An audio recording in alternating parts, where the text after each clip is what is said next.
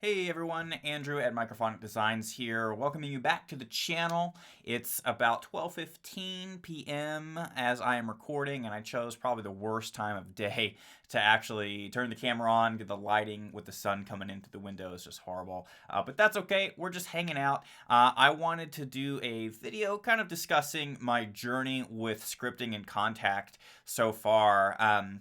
Maybe about 2 months ago, 6 weeks ago, something like that, early December, I think, I started a small series called Learning the Kontakt Scripting Language, and the videos did horribly, and the content was really slow, and so I didn't really keep up with the series, but I did absolutely continue learning how to script and how to create instruments with custom user interfaces and all that stuff in Kontakt. And I wanted to show off one of the big ones that I've been working on. It's almost done in terms of functionality. The visuals and my graphic design skills need work.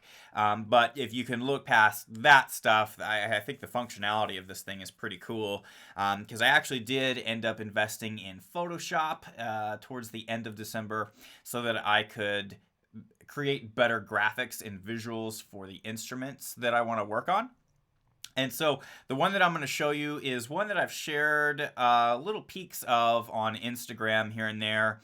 I use a sound library, or I've got a large collection of sound libraries from a company called SoundMorph, and one of my favorites that they've done is called the Sinematic library. That's Sinematic. And it's just a collection of really well-designed, well-crafted sound effects. And I use them quite a lot in my own sound design projects. And so I thought, you know what, I should create a Kontakt instrument with that stuff because I use the sounds a lot, and it just seems like a really good place to start. And so let me pull up the screen and I'll show you guys. So this is the instruments that I've been putting together, and this is a very different version. Here, I'll get my face back on screen. This is a very different version than the first one that I came up with, which had just a couple of controls for like reverb and delay. My instrument here is multi-tabbed. It's like a full-fledged instrument. I'm pretty proud of it. The one thing that's not really working right now are the compressor, like the compression gain reduction meter and then the output meter. I need to figure out how to get those attached properly. But basically what we have is an instrument with 11 different key switches, and each of the key switches activates a different category of sounds that comes like within the Sinematic library. So you get it, you download it. There's a bunch of folders in there that have a bunch of sounds that are split up into these 11 different categories. And so I thought that would be a good place to start.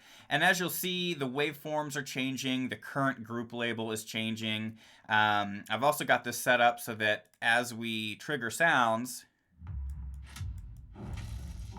we've got the different waveforms that pop up. I've got the labels that indicate which particular sample is being played. The ADSR controls affect each different group. So you'll see some of those are changing as we click through, just because I was messing with it to make sure it worked. The sample offset kind of works. I could probably I could probably spend a little more time figuring out how this operates. But basically the sample offset lets us choose where in the sample we want it to start. The problem is that unless you play a sample first, it won't show the movement of the cursor. So I've got a little bit of troubleshooting there to do, but I'm pretty proud of actually figuring out how to do this. Big shout out to the Xtant Audio guru, David Healey, I think his name is. I ended up purchasing a few of his scripting tutorial lessons. The waveform view was one of those, and I've learned a lot from those series, and I feel like I've done enough scripting now to really appreciate how much effort it took him to learn all this stuff. So I'll leave the link to his website in the description so that anybody that is interested in really learning how to get, or just is looking for, a course that describes the fundamentals of scripting, check out David's courses. They're really good.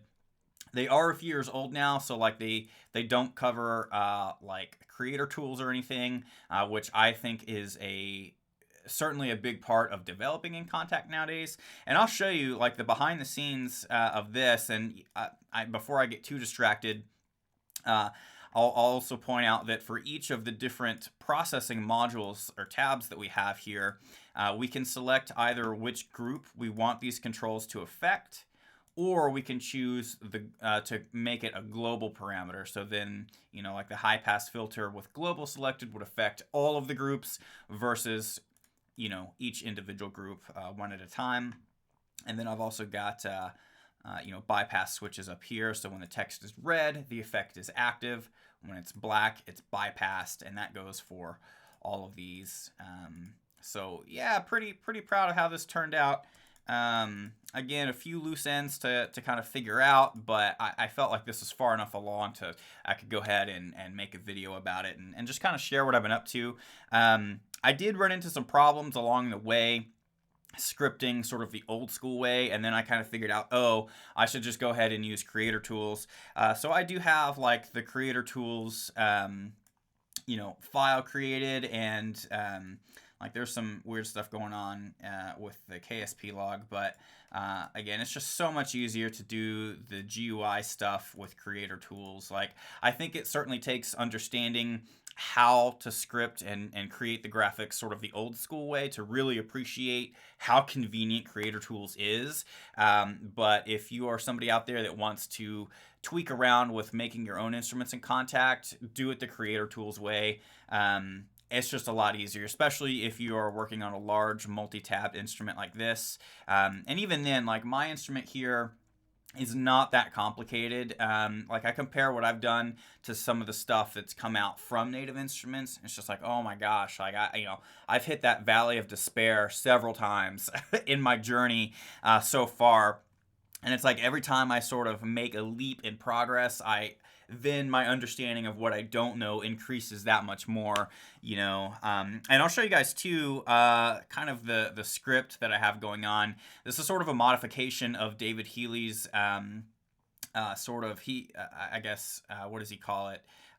His framework. So he describes in his video series a framework that uses the model controller view, or the controller model view, something like that. It's some form of like coding framework that is used outside of Kontakt scripting that he sort of brought into the scripting realm for Kontakt. And so, I've got like my KSP library that came straight from David's stuff, but then I've adapted my framework to work with creator tools. So you'll see we have to import the NCKP, which is like the performance view file from Creator Tools. That's getting into some nerdy stuff, but I just thought I would give sort of a behind-the-scenes peek at what this sort of looks like. This down here is all the like user control stuff, and then I've got my model file over here, which has all the functions and all the macros and does all the stuff. And I'm sure that all of this could be done in a much more efficient way. This is just where I'm at with my Kontakt scripting for now. So yeah, it's I think a really cool setup. I've had a lot of fun learning this stuff so far, and I'm really excited to keep my journey going. I am going to continue developing my Sinematic instrument here to try and get all these little tweaks worked out and make it look a little better, because I just need to work in Photoshop some more. But I appreciate so much everybody tuning in and hanging out with me for a few minutes to check out what I've been working on. I'm planning to get back to some other video stuff here soon, just making it a priority. I got to figure out how to get my workflow a little bit better here in the studio. But as far as Kontakt stuff goes, yeah, I'm digging it. I really am looking forward to continuing this journey.